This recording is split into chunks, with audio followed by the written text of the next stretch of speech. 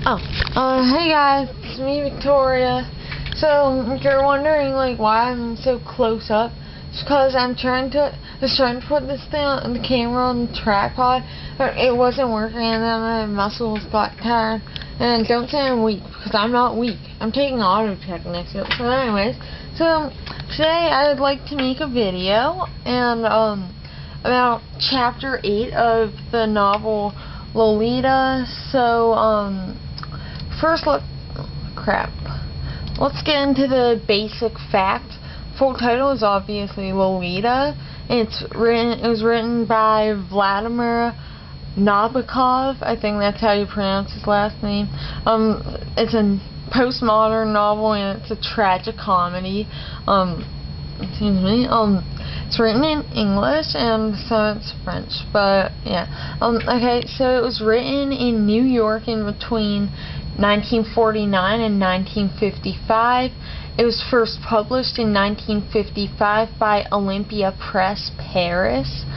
So the narrator is Humbert Humbert, and he narrates the novel from his prison cell approximately 5 years after the events he describes. The foreword to the novel is narrated by John Ray Jr., Ph.D., in 1955, 3 years after the deaths of Humbert and Lolita. So, for point of view, Humbert narrates his account of his affair with Lolita Hayes in the first person, focusing only on his own thoughts and emotions. So the tone of the novel is darkly comic, sly, intellectual, and it alternates between bemused weariness and sweeping romanticism.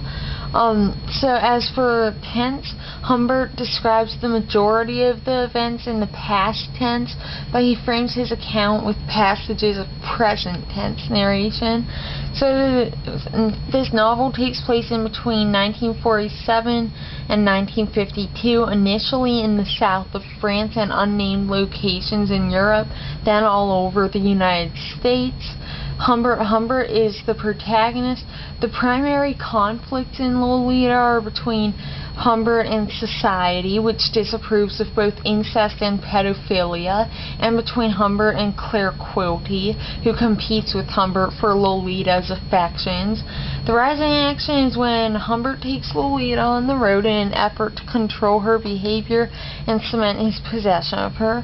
By traveling, he hopes to hide his and Lolita's identities and relationship, thereby avoiding society's disapproval and eluding his rival, Claire Quilty. In the climax of the novel, Humbert's plan fails when Lolita escapes him, running off with Claire Quilty after a brief stay in the hospital. The following action is when Humbert spends the next several years trailing Lolita and attempting to exact his revenge on Quilty. For themes, there is the power of language, the dispiriting incompatibility of European and American cultures, the inadequacy of psychiatry, and the alienation caused by exile. The main motifs in this novel are butterflies, doubles, and games, because about doubles, Lolita's like a striking resemblance to Humbert's first love, Annabelle, while Humbert's a striking resemblance to Claire Quilty, who Lolita I think has a crush on. And so that's the doubles part.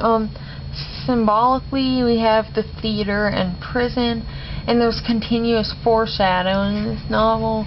But okay, so part 1, I'm going to give a brief summary of part 1, chapter 8.